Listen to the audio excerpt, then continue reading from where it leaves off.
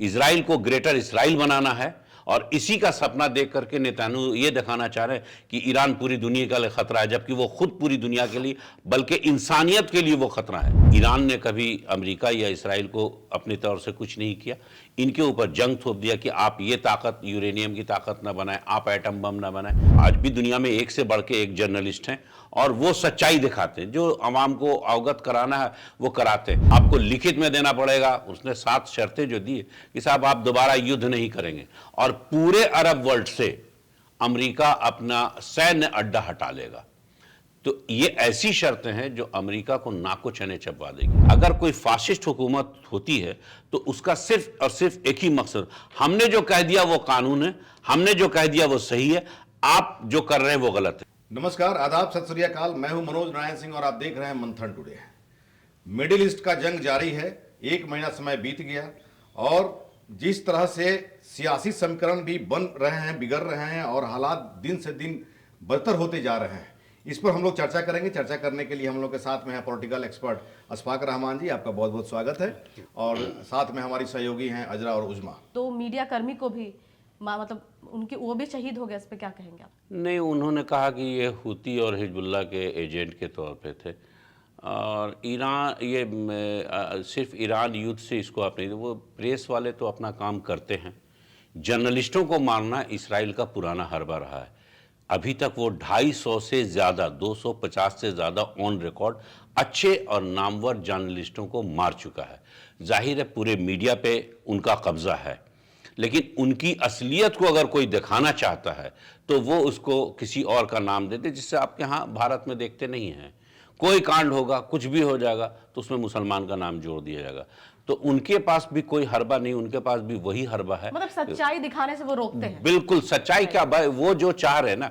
आज मीडिया क्या कर रही है, मेन स्ट्रीम मीडिया पूरी दुनिया की न्यूज नहीं दिखाती है, वो व्यूज दिखाती है। व्यूज दिखाती है कि साहब हम जो आपको कह रहे हैं आप वही सुनिए। इसी वजह से ऐसी फाशिस्ट ताकतें अपने आप को बचा करके हुकूमत में दोबारा वापस जो दिखाना चाहती है उसको कुछ ना हाँ कुछ किया बिल्कुल। जाता है। जो सोशल मीडिया पे या जो फ्री जर्नलिज्म है, आज भी दुनिया में एक से बढ़ के एक जर्नलिस्ट हैं और वो सच्चाई दिखाते हैं, जो आवाम को अवगत कराना है वो कराते हैं। तो ऐसे लोगों को फाशिस्ट ताकतें कभी बर्दाश्त नहीं करेंगी। उन पे झूठा इल्ज़ाम लगा के किसी ना किसी तरह टारगेटेड किलिंग, इसी को कहते हैं, उन्होंने टारगेटेड उसको किल किया और बाकायदा उसका वीडियो भी जारी किया। ये बहुत अफसोसनाक है कि सही जर्नलिज्म को बढ़ावा न दिया जाए, इसके लिए ये लोग काम कर रहे हैं। ये इनकी नीयत क्या है वो आपको समझ में आ रहा है। अच्छा, क्या मुस्लिम देशों के बीच नाटो जैसे कोई समूह सुरक्षा व्यवस्था बनना संभव है? अगर हाँ तो सबसे बड़ी मतलब बाधाएं क्या है? हमको लगता है बाधा कुछ नहीं है। इन लोगों को अभी अपनी कुर्सी बचानी है और वो सोचते हैं जितने भी बादशाह हैं ये सब कहीं ना कहीं अमेरिका के सपोर्ट से अपनी बादशाह चला रहे हैं, क्योंकि उनके यहाँ डेमोक्रेसी नहीं है। मुस्लिम मुल्कों में जनरली डेमोक्रेसी नहीं है, तो वो इकट्ठे नहीं होना चाहते हैं। बहुत मुमकिन है कि तो नाटो जैसी ताकत ये बना लेंगे, ऐसा मुमकिन नहीं है। हाँ, अगर ईरान जो सचमुच में लंबा खींच लेता है इसको, तो आने वाले कल को अमेरिका के बजाय लोग ईरान से सहायता लेंगे और ईरान के डायरेक्शन पे ये संगठन शायद बन सकता है, उसकी लीडरशिप में ये संगठन शायद बन सकता है। ये जंग लंबी खींचने के हालत में मुमकिन है। अच्छा, अरब देशों को क्या जो ईरान है उससे कुछ सीख लेनी चाहिए कि जिस तरह से वो इस युद्ध में लड़ रहा है, जिस ताकत से लड़ रहा है, क्या उन लोगों को सीख लेनी चाहिए? देखिए, ईरान पे जंग थोपी गई, आप उसको ऐसे मानिए, और जिनको सीख नहीं लेना है उसको कुछ नहीं। इससे पूरी दुनिया को सीख लेनी चाहिए कि एक खुद मुख्तार मुल्क जो होता है और जो इज़्ज़तदार लोग होते हैं वो कभी किसी की रंगदारी या गुंडागर्दी बर्दाश्त नहीं करते हैं। ईरान ने कभी अमेरिका या इसराइल को अपनी तरफ से कुछ नहीं किया, इनके ऊपर जंग थोप दिया कि आप ये ताकत, यूरेनियम की ताकत ना बनाएं, आप एटम बम ना बनाएं, आप बनाइएगा, हम अपने डिफेंस में भी ना बनाएं। तो ये एक कहीं ना कहीं एक अनारकी का मामला है। ईरान जो कर रहा है, जाहिर है अपने देश की सुरक्षा के लिए उसको जो करना चाहिए वो कर रहा है। अच्छा, अमेरिका जो डोनाल्ड ट्रंप जो है बार बार अपने बयानों को बदलते हैं। 5 मिनट पहले कुछ और बोलते हैं, 5 मिनट बाद कुछ और बोलते हैं। जिस तरह से वो अपने बयानों को बदल रहे हैं, क्या लगता है कि वो इस लड़ाई में ज्यादा दिन टिक पाएंगे? देखिए, वो बहुत फ्लक्चुएटिंग है। अगर ऐसे समझा जाए तो उनको सिर्फ इतना ही माना जाएगा, वो एक जोकर से ज्यादा कुछ नहीं है। लेकिन जिस कुर्सी पे वो बैठे हैं उसका बहुत वैल्यू है। वो अमेरिका की सबसे ताकतवर कुर्सी, जो एक ताकतवर मुल्क है, उसकी कुर्सी पे बैठे हैं। इसीलिए कुछ ना कुछ तरजीह तो देना पड़ेगा। 3-4 रोज उनके पहले व्हाइट उनके हाउस एक बयान का व्हाइट नतीजा हाउस के सामने बालकोनी में डांस करते हुए उनका वीडियो वायरल हुआ है। अब जाहिर सी बात है, खुशी 86 मना से रहे हैं कि 85 ईरान पर जो है कब्जा बहुत जल्दी करने जा रहे हैं। मेरे ख्याल से ये शेयर मार्केट को उछलाने के लिए एक है कि उनके दोस्त लोग ऑयल के जो शेयर होल्डर्स हैं उनका थोड़ा जंप कर जाए कि मार्केट स्टेबल होने जा रहा है। जैसे अभी कुछ दिन पहले हुआ था, लगभग 2 ट्रिलियन के आसपास मार्केट घंटे भर में उछल गया और सारे शेयर उनके लोगों ने बेच डाला। और उसके बाद जैसे ही ईरान ने जवाब दिया कि साहब नहीं, हमारी कोई बातचीत नहीं है और हम किसी बात के, बल्कि उसने अपनी शर्त थोप दी कि साहब हमारा जितना आपने नुकसान किया ये सारा हर्जाना देना पड़ेगा, आपको लिखित में देना पड़ेगा। उसने 7 शर्तें जो दी कि साहब आप दोबारा युद्ध नहीं करेंगे और पूरे अरब वर्ल्ड से अमेरिका अपना सैन्य अड्डा हटा लेगा। तो ये ऐसी शर्तें हैं जो अमेरिका को नाको चने चबवा देगी।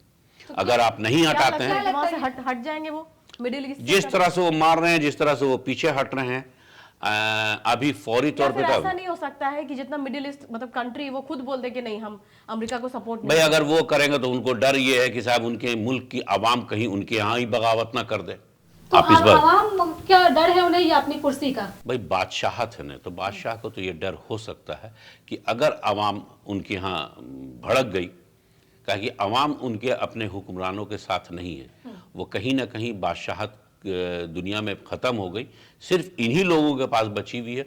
और इन लोगों की बादशाहत चूंकि ये अमेरिका के पट्टू बने हुए हैं, इसी वजह से इनकी टिकी हुई है। लेकिन सवाल ये भी है कि इस जंग में ईरान की भूमिका क्या वो डायरेक्ट कॉन्फ्लिक्ट की ओर बढ़ रहा है या प्रॉक्सी वार तक सीमित रहेगा? अमेरिका तो डायरेक्ट इस पे वार कर रहा है और ये भी डायरेक्ट वार कर रहा है। ये प्रॉक्सी वार कहाँ, ये पीछे से तो नहीं है। पीछे से कहीं ना कहीं कई लोग कह रहे हैं कि नहीं ये नहीं लड़ रहे हैं, ये बहुत होता है तभी ये अपना जो भी मिसाइल चलाते हैं, वरना नहीं। जिस जगह पे अमेरिका में आप मार रहे हैं, इनके स्टील प्लांट में मारा तो उनके स्टील प्लांट में वो मार रहा है। इनके जहां अमेरिका से जहां जहां पे से अटैक हो रहा है जिन जिन इलाकों में, वो उसी तरह के इस पे कर रहा है। एक चीज़ जो नहीं कर रहा है ईरान, कि उनके पब्लिक एरिया में बम या मिसाइल नहीं छोड़ रहा है। अब अगर मान लीजिए डिमोना में अगर गिराता है, इनके एटॉमिक सेंटर पर अगर जो गिराया है बम, तो इसके रिएक्शन में अगर वो डिमोना में गिराता है तो आप समझिए कि वो उसी तरह का ये दे रहा है कि जैसा आप कर रहे हैं, वो जंग को लंबा खींचने के लिए किसी तरह से इनको कमज़ोर करना, ताकि इनकी अर्थव्यवस्था गड़बड़ा जाए। अमेरिका की अर्थव्यवस्था गड़बड़ा जाती है अगर, तो आप मान के चलिए कि कल ट्रंप को बहुत नुकसान होगा। गद्दी से हटेंगे तो वो जेल में चले जाएंगे, उनके यहाँ का कानून बहुत सख्त है। इसी तरीके से आप इसराइल में देखिएगा तो इसराइल में भी इलेक्शन है इसी साल। नेतान्याहू के लिए भी उनकी अपनी कुर्सी बचानी बहुत मुश्किल हो सकती है। इसलिए ईरान चाह रहा है कि हम इस जंग को जितना लंबा खींच सकते हैं वो खींच लें। लंबा जब जंग होगा तो इसका असर तो पूरे विश्व में पड़ेगा। अभी से ही पड़ना शुरू हो गया। आपको क्या लग रहा है? ईरान को भी तो परेशानी हो रही है, वहां पर पीने के भाई लिए वो तो पानी नहीं मिल रहा है। सारा कई जगह जो लॉकडाउन बम्बार्डिंग भी से हो जो है सारा जो है पानी सब मिनरल से जो है पूरा जहरीला हो गया है। एक बात याद रखिए कि वो जंग चाह तो नहीं रहा था। पिछली बार जब सीज फायर हुआ ईरान ने तुरंत मान लिया, लेकिन इस बार बातचीत ओमान में चल रही है, उस दरमियान में उसके ऊपर जंग थोपी गई है। जब उस वक्त जंग थोपा गया तो वो क्या करेगा? अगर इसी तरीके से उसने तो फिर अगर अमेरिका अगर चाह रहा है, इजराइल चाह रहा है कि भाई जंग को रोका जाए, विश्व नहीं, के हित में इजराइल जो तो अच्छा नहीं है, चाह रहा, इजराइल तो नहीं कर रहा। इजराइल तो वही करेगा जो अमेरिका कहेगा। तो ऐसी स्थिति में जो है ईरान क्यों नहीं नहीं, मानेगा? आज के तारीख में हमको उल्टा लगता है। इजराइल इस्तेमाल कर रहा है अमेरिका का, अमेरिका इस्तेमाल नहीं कर रहा। इजराइल को ग्रेटर इजराइल बनाना है और इसी का सपना देख करके नेतान्याहू ये दिखाना चाह रहे हैं कि ईरान पूरी दुनिया का लिए खतरा है, जबकि वो खुद पूरी दुनिया के लिए, बल्कि इंसानियत के लिए वो खतरा है। जो कुछ कर रहे हैं नेतान्याहू वो इंसानियत के लिए खतरा है।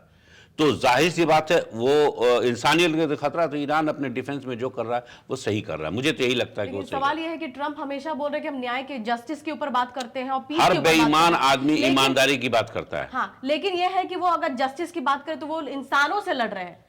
वो देश पे कब्जा करे तो वो इंसान से लड़ रहे हैं, बच्चों को मार रहे हैं। तो वो देश के कहाँ- समूह को ही इंसान हो, मतलब पर justice इंसानों के कहाँ समूह से से है? जब न्याय की नहीं, आप बात जस्टिस करें। देखिए, जस्टिस उनके लिए कुछ नहीं है।